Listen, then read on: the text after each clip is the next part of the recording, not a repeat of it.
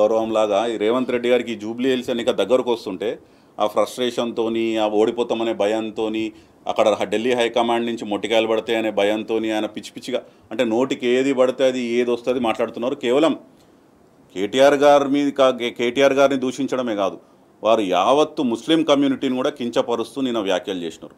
అసలు కాంగ్రెస్ పార్టీ లేకపోతే ముస్లింలే ఉండరు, అసలు ముస్లింలకు ఇజ్జత్ ఉండాలంటే కాంగ్రెస్ పార్టీ ఉండాలి, లేకపోతే ఏముండదు అని చెప్పి అంత నీచంగా ఒక వర్గాన్ని అంటే ఒక భారతదేశం లాంటి ఒక సెక్యులర్ కంట్రీలో బాబాసాహెబ్ అంబేద్కర్ గారు రాసిన రాజ్యాంగంలో ఆర్టికల్ 25 to 28 మధ్యలో every citizen has a freedom to choose his religion and practice his faith.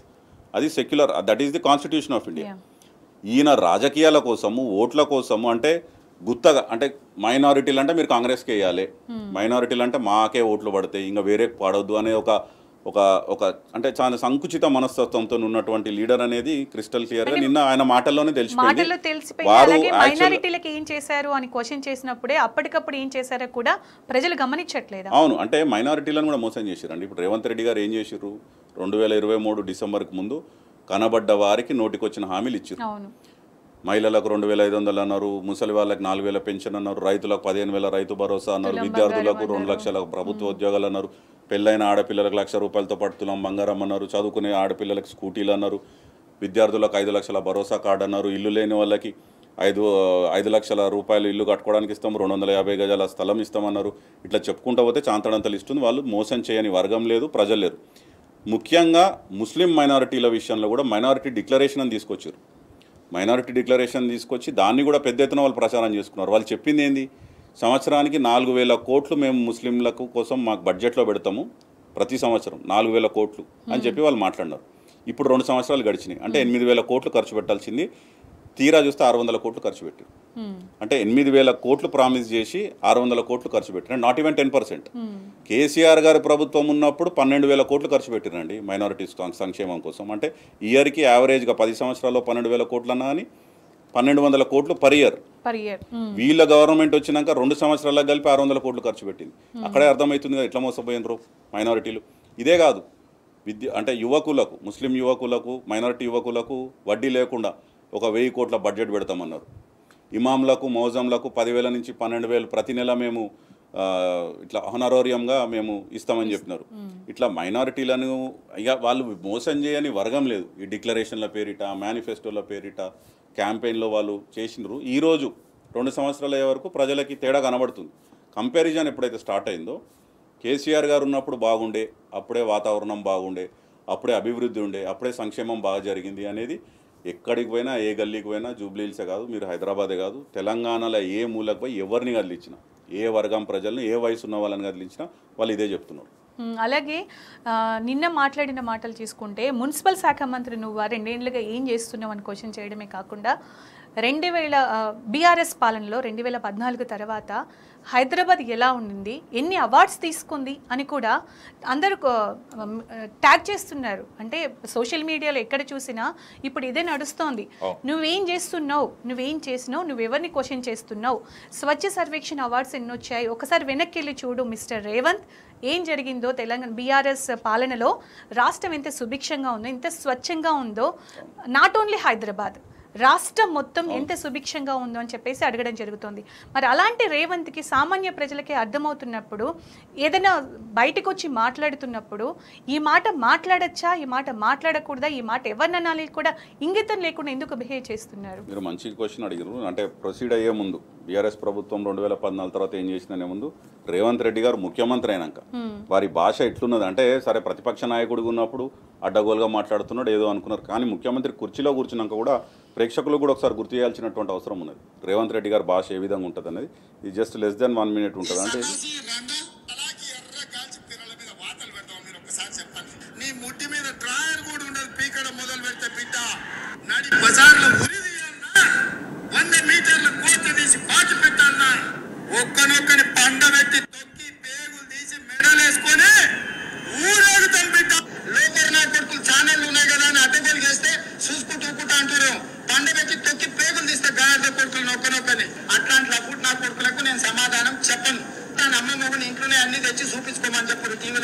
ఇది పాపం అంటే ఈ లాంగ్వేజ్ లైవ్లో చూపించడం ప్రేక్షకులు కూడా దీన్ని అంటే కాదు వారు అసలు అవేం మాట్లాడింది మాటలండి అసలు ఆ వారు ఏ మాటలు. స్థాయికి దిగజారి మాట్లాడతారు, వారు మాట్లాడింది వారు అంటే ఇప్పుడు మేము క్యాంపెయిన్లో కూడా వారు ఇచ్చిన హామీలు వారి మాటల్లో వారేం చెప్పారని చెప్పి కేటీఆర్ గారు రోడ్ షోలలో ఆ స్క్రీన్స్లో పెట్టి ప్రదర్శిస్తే బ్రహ్మాండంగా ప్రజల నుంచి రెస్పాన్స్ వస్తుంది. అవును. అంటే we're reminding what he said. ఇది కూడా బూతులు కూడా అంత అంటే బిలో ద బెల్ట్ చిల్లర అంటే ఒక పాలిష్ అసలు ఎవరితో మనం కంపేర్ సొఫిస్టికేటెడ్ చేయలేమండి.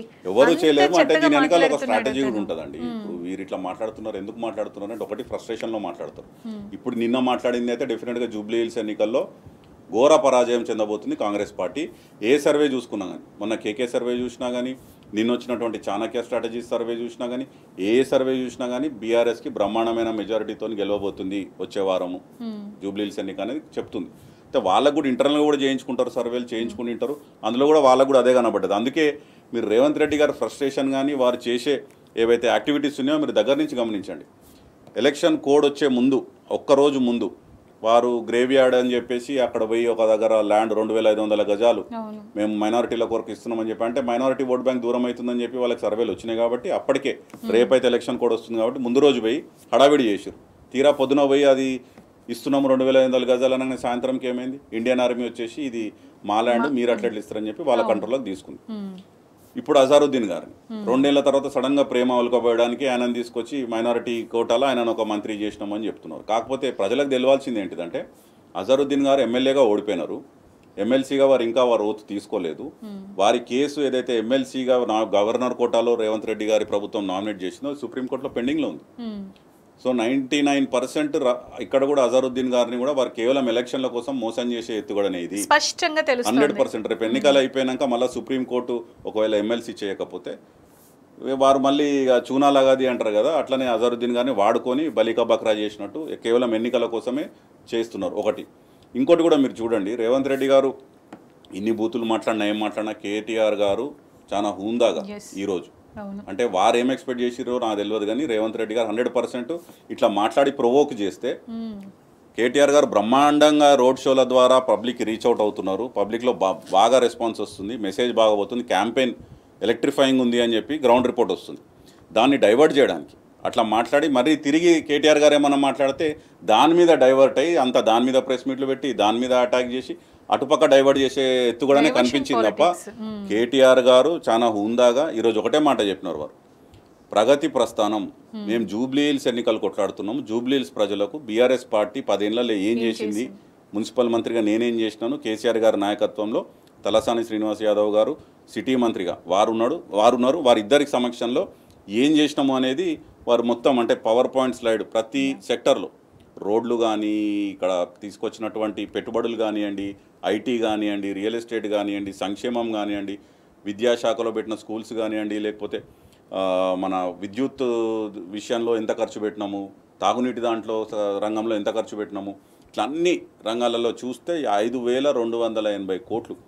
అంటే కేవలం జూబ్లీ హిల్స్ నియోజకవర్గంలోనే స్వర్గీయ గోపీనాథ్ గారు ఎమ్మెల్యేగా ఉన్న సమయంలో 2014 నుంచి 2023 మధ్య కేసీఆర్ గారి నాయకత్వంలో 5283 కోట్లు జూబ్లీ హిల్స్ ప్రజలకు ఖర్చు పెట్టిరు. అందులో 4 లక్షల ఓటర్లు ఉంటే దాదాపు 2,12,000 ఓటర్లకు ఏదో విధంగా లబ్ధి చేకూరినటువంటి full details with full facts, figures and data ఈరోజు వారు పెట్టి మొత్తం ఓపెన్గా ప్రజలని ఓటు రిక్వెస్ట్ చేసినారు. మేము ఒకటే అడుగుతున్నాం, ఒకవేళ కాంగ్రెస్ పార్టీ 2 సంవత్సరాలు మనం చేసినాము అని ఉంటే వారికి ఒకవేళ చెప్పుకునేది ఉంటే 100% రేపు పెట్టమనండి, ప్రజల ముందు పెట్టి వారేం చేసిరు 2 సంవత్సరాలలో హైదరాబాద్కి ఒక్క ఛాన్స్ ఇవ్వండి, ఒక్క ఛాన్స్ ఏమన్నా అర్థం పర్థం ఉండవు. వాళ్ళదే ప్రభుత్వం 2 సంవత్సరాల నుంచి ఆయనే ముఖ్యమంత్రి, మళ్ళీ ఒక ఛాన్స్ ఇవ్వండి అని చెప్పి ఎలక్షన్ క్యాంపెయిన్లో వారు అడుగుతున్నారు. అంటే హాస్యాస్పదంగా ఉన్నది. మీరు కుర్చీలో కూర్చొని మీరే ఒక ఛాన్స్ అని అడగడం అంటే ప్రాబ్లం అని ఇంకా ఆపోజిషన్ లీడర్గానే ఉన్నట్టున్నాడు. ఆ మాటలు కానీ చాలాసార్లు ఆయన పేరు మర్చిపోయి ఇంకొకరి పేరు చెప్పడం కూడా మనం వింటూనే ఉన్నాం. ఎగ్జాక్ట్లీ నేను అనేది అదే, అంటే పేర్లు మర్చిపోవడము. అంటే మా కేటీఆర్ గారు కూడా చెప్తుంటారు ఆయనకు పాపం సమ్ ప్రాబ్లం, మానసిక రోగం ఏదో ఉన్నట్టున్నది. పాపం కుటుంబ సభ్యులను కూడా 1-2 సార్లు వారు రిక్వెస్ట్ చేసినారు రేవంత్ రెడ్డి గారు ఎక్కడైనా పోయి చూపించండి అని చెప్పి. ఎందుకంటే ముఖ్యమంత్రి కాకముందు వేరు, ముఖ్యమంత్రి అయినాక ఒక హోదాలో ఒక బాధ్యతతోని ఒక ప్రభుత్వ పెద్దగా చేయాల్సినటువంటి కార్యక్రమాలు చాలా ఉంటాయి. ప్రజలు చాలా ఆశలు పెట్టుకొని ఎదురు చూస్తుంటారు. అవన్నీ పక్కన పెట్టి కేవలం డైవర్షన్ టాక్టిక్స్ చేస్తాము, కేవలం రాజకీయ కక్ష సాధింపు చర్యలతోనే గత 2 సంవత్సరాలు నడిపారు. అది కాళేశ్వరం విషయంలో కానివ్వండి, ఫార్ములా ఈ కానివ్వండి, ఫోన్ ట్యాపింగ్ కానివ్వండి, ఇప్పటి వరకు 2 సంవత్సరాలు అయిపోయింది, ఇప్పటివరకు ఏ ఒక్క ఆధారం మనం బయట పెట్టిరా? మీదే ప్రభుత్వం, మీ దగ్గరనే ప్రభుత్వ యాంత్రాంగం ఉంది, మీ దగ్గరనే నిఘా వర్గాలు ఉన్నాయి, మీ దగ్గరనే ఇన్వెస్టిగేటివ్ ఏజెన్సీస్ ఉన్నాయి. మరి ఇప్పటి వరకు ఏ ఒక్క మీరు ఆరోపించినటువంటి ఈ విషయాలలో ఒక్కటి కూడా ఆధారం బయట ఎందుకు పెట్టలేకపోయినారు? ఎందుకంటే అక్కడ ఏం లేదు, కేవలం ప్రజల దృష్టి మరలించి వాళ్ళు రాజకీయం చేసుకుంటా, ఇక్కడ డబ్బులు దండుకొని ఢిల్లీకి మూటలు పంపించుకుంటా, దేశం మొత్తంలో ఎక్కడ ఎన్నికలు జరిగినా కానీ కాంగ్రెస్ పార్టీకి ఇక్కడి నుంచి అంటే బాతు బంగారు గుడ్లు పెట్టినట్టు తెలంగాణ డబ్బంతా మొన్న హర్యానా ఎలక్షన్స్ ఉంటే అక్కడికి పోయింది, అంతకుముందు మహారాష్ట్రలో ఉంటే అక్కడికి పోయింది, ఢిల్లీలో ఉంటే ఢిల్లీకి పోయింది, ఇప్పుడు ఈరోజు బీహార్కు పోతుంది. కేవలం ఇదే జరుగుతుంది తప్ప ప్లస్ నా వాటా ఎంత నీ వాటా ఎంత, ఆడ క్యాబినెట్లో వాళ్ళు జరిగే చర్చలేందో, వాళ్ళు మాట్లాడే మాటలేందో సొంత కుటుంబ సభ్యులే బయటకు వచ్చి చెప్తున్నారు మీడియా ముందు. మంత్రుల మధ్య, ముఖ్యమంత్రి మధ్య ఎంత సఖ్యత ఉన్నదని. కాబట్టి కంప్లీట్గా 100% ఈ ప్రభుత్వం ఫెయిల్ అయింది. అందులో worst performing CM in India కాదు, Indian history in all 28 states since independence తీసుకుంటే 100% అది రేవంత్ రెడ్డి గారు. మనం గత 2 ఏళ్ళ ఇప్పుడు 2 ఏళ్ళ టైం కనుక చూసుకుంటే గత 2 ఏళ్ళ రేవంత్ పాలనలో ఒక్క వర్గం కూడా సంతోషంగా లేదు. ఏ జోనర్ తీసుకున్నా అందరు రోడ్ల మీదకి వస్తున్నారు. రైతుల దగ్గర నుంచి మొదలు పెడితే, సఫాయి పనిచేసే వాళ్ళ నుంచి మొదలు పెడితే ప్రతి ఒక్కరు, అటు డాక్టర్స్ ఈ వీళ్ళు చేస్తున్నారు వీళ్ళు చేయట్లేదని లేదు. ప్రతి 420 హామీలలో ఏ ఒక్క హామీని కూడా నెరవేర్చింది లేదు. మేము సంతోషంగా ఉన్నామని ఒక్కరు కూడా బయట చెప్పే పరిస్థితులు మనకు లేవు. కానీ గత బీఆర్ఎస్ పాలనలో చూసినట్టయితే అభివృద్ధి జోడెద్దుల్లాగా, అభివృద్ధి సంక్షేమం 2 కూడా సమానంగా ముందుకెళ్ళాయి. రాష్ట్రము ఏ స్థాయిలో ఉందో కూడా మనం చూసాం. ముఖ్యంగా హైదరాబాద్ గురించి మాట్లాడుకుంటే పరిశ్రమల దగ్గర నుంచి, ఇన్వెస్టర్స్ దగ్గర నుంచి వాట్ నాట్ ఏది మాట్లాడుకున్నా, ఏది తీసుకున్నా కూడా పీక్స్లోకి వెళ్ళిందని చెప్పొచ్చు ఆ 10 ఏళ్ల పాలనలో చూసినట్టయితే. ముఖ్యంగా ఈ హైదరాబాద్ గురించి, అభివృద్ధి గురించి చెప్పాలంటే మీరేం చెప్తారు? ఇప్పుడు హైదరాబాదు ఆ స్థాయిలో అభివృద్ధి చెందింది కాబట్టి 16 సీట్లు ఏవైతే జిహెచ్ఎంసీ లోపు ఉన్నాయో అందులో ఒకటి మినహా ఏదైతే గోషామైల్ బీజేపీ తప్ప మిగతా 16 హైదరాబాద్లో వన్ సైడెడ్గా బీఆర్ఎస్కి ఓట్లు పడ్డాయి. బ్రహ్మాండమైన మెజారిటీలతో గెలిచినటువంటి సీట్లు. కాంగ్రెస్కి ఒక్క సీటు కూడా ఇవ్వలేదు హైదరాబాద్ ప్రజలు. ఎందుకంటే వారు చూసిర్రు, హైదరాబాద్ ప్రజలు చూసిర్రు, సఫర్ అయినారు. కాంగ్రెస్ అప్పుడు 55-60 సంవత్సరాలు వారు చేయలేంది కేసీఆర్ గారు ఏదైతే విద్యుత్ రంగంలో కానీ తాగునీటి రంగంలో వాళ్ళు అద్భుతాలు చేసి చూపించారో వారికి అర్థమైపోయింది. కాబట్టి వన్ సైడెడ్గా హైదరాబాద్ ప్రజలు బీఆర్ఎస్ పార్టీకి ఓటేసి గెలిపించడం జరిగింది. రూరల్ తెలంగాణకు తీసుకుంటే కొద్దిగా ఏంటంటే ఈ 6 గ్యారంటీలు 420 హామీలు అనే వరకు కేసీఆర్ గారు బాగానే చేస్తున్నారు కదా, 2 సార్లు ఇచ్చినాం కదా, ఈయన ఏదో కొత్తగా ఇస్తా అంటున్నాడు. కేసీఆర్ గారు 10,000 ఎట్లా ఇస్తున్నారు కదా రైతు బంధు, ఈయనకేసిన 15,000 ఇస్తాడేమో, ఒకసారి వేసి చూద్దాం. కేసీఆర్ గారు 200 పెన్షన్ 2,000 చేసినారు, ఈయన 4,000 చేస్తా అంటున్నాడు కదా, ఒకసారి చూద్దాం. తలలో పట్టుకుంటున్నారు. మహిళలకు 2,500 నెలకు వస్తాయి కదా, ఒకసారి వేసి చూద్దాం అని ఆశ. అంటే అరచేతిలో వైకుంఠం చూపించి ఇక్కడ బెల్లం పెట్టి మోచేతిని ఆగిపించినారు రేవంత్ రెడ్డి గారు. ఇప్పుడు ఈ 100 రోజుల్లో ప్రతి గ్యారంటీ అమలు అవుతుందని చెప్పి రేవంత్ రెడ్డి గారు చెప్పినారు, బట్టి విక్రమార్క గారు చెప్పినారు. వాళ్ళ గ్యారంటీ కార్డులు పట్టుకొని వాటిని పూజలు చేయమన్నారు. బూత్కి వెళ్ళే ముందు వాటి మీద బాండ్ పేపర్లు రాసి సంతకాలు పెట్టినారు. ఇంకా వాళ్ళు చేయని డ్రామా లేదు, టాక్టిక్ లేదు ఎన్నికలకు ముందు. సరే, అది జరిగేదేదో జరిగిపోయింది. అయితే ఇప్పుడు హైదరాబాద్కి వచ్చే వరకు స్పెసిఫిక్గా 2014 నుంచి 2023 వరకు అంటే యావత్ భారతదేశంలో హైదరాబాద్ గ్రోత్ స్టోరీ అనేది అంటే అదొక గోల్డెన్ ఫేజ్, గోల్డెన్ ఎరా అని చెప్పుకోవచ్చు. ఎందుకంటే కేసీఆర్ గారి ఆలోచన ఎట్లుండేదంటే మనీ బిగెట్స్ మనీ అంటారు. అంటే ఉత్పాదక రంగంలో పెట్టుబడి పెడితే క్యాపిటల్ ఎక్స్పెండిచర్ పెడితే తద్వారా మళ్ళీ ఆదాయం పెరుగుతుంది. ఆ పెరిగిన ఆదాయాన్ని మళ్ళీ పేదలకే పంచొచ్చు సంక్షేమం ద్వారా.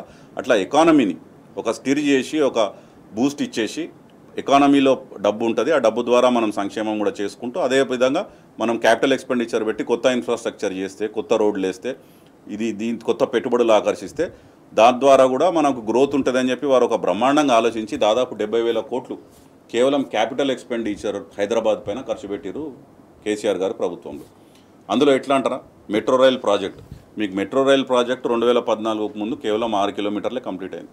దాదాపు 69 కిలోమీటర్లు కంప్లీట్ చేసింది కేసీఆర్ గారి హయాంలో. కేసీఆర్ గారు ముఖ్యమంత్రి అయినాక 18,000 కోట్లతోని it's world's largest public private partnership metro rail project in the world తీసుకొచ్చి దాన్ని బ్రహ్మాండంగా చేసి నిర్వహిస్తుంటే రేవంత్ రెడ్డి గారు వచ్చి ఎలాంటి సీఈఓ లాస్ వస్తుందని చెప్తే నేను జైలు వేస్తా అని చెప్పి వాళ్ళతో ఏదో పంచాయతీ పెట్టుకొని ఈరోజు వాళ్ళని బయటికి పంపించినటువంటి పరిస్థితి. ఎలాంటి సక్సెస్ఫుల్గా రన్ అయ్యే మెట్రో దాంట్లో నుంచి ఎలాంటిని బయటికి పంపించినారు.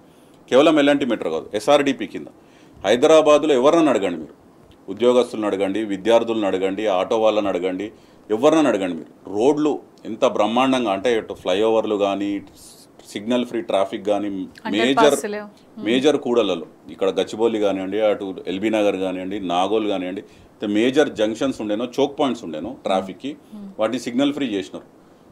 మన ఫ్లైఓవర్లు అనుకోండి, అండర్ పాస్లు అనుకోండి, వాటికి దాదాపు 8,052 కోట్లు ఖర్చు పెట్టి 42 ప్రాజెక్టులు స్టార్ట్ చేస్తే అందులో 36 ప్రాజెక్టులు కేసీఆర్ గారి ప్రభుత్వం ఉన్నప్పుడే కంప్లీట్ అయిపోయినాయి. ఇంకో 6 ప్రాజెక్టులు అప్పటికి వివిధ దశల్లో పనులు జరుగుతుంటే ఒకటో రెండో ఇప్పుడు రేవంత్ రెడ్డి గారు కత్తెర పెట్టుకొని అక్కడిక్కడ పోయి రిబ్బన్ కటింగ్లు చేసి ఫోటోలు పోజులు ఇచ్చారు తప్ప రేవంత్ రెడ్డి గారి ప్రభుత్వంలో ఒక్క కొత్త ప్రాజెక్ట్ కానీ ఒక కొత్త ఫ్లైఓవర్ కానీ అండర్ పాస్ కానీ స్టార్ట్ చేసిన దాఖలాలు లేవు. శంకుస్థాపనలు చేసినవైతే లేవు, అన్ని సేమ్ ఉద్యోగాల విషయంలో కూడా గత కేసీఆర్ గారి ప్రభుత్వంలో 1,60,000 ప్రభుత్వ ఉద్యోగాలు ఇస్తే ఇంకో 50,000 ఉద్యోగాలు వివిధ దశల్లో అంటే నోటిఫికేషన్లు ఇచ్చి ఎగ్జాములు పెట్టి ఇంటర్వ్యూలు అయ్యి కేవలం నియామక పత్రాలు ఇచ్చే టైంలో ప్రభుత్వం మారితే వీళ్ళు వచ్చి నియామక పత్రాలు ఇచ్చి అదో పెద్ద ఎల్బీ తీసేసుకున్నారు. వాళ్ళు ఆల్రెడీ బీఆర్ఎస్ పాలనలో వాళ్ళు ఓకే అయిపోయారు. అదే అంటే వీరు సొంతగా చేసింది ఏం లేదు, వీరు చేసేది పిఆర్ డ్రామా కూడా ఏదైతే మేము చేస్తున్నాం మేము ఇస్తున్నాం అంటున్నాం అన్ని గత ప్రభుత్వం చేసినాయి.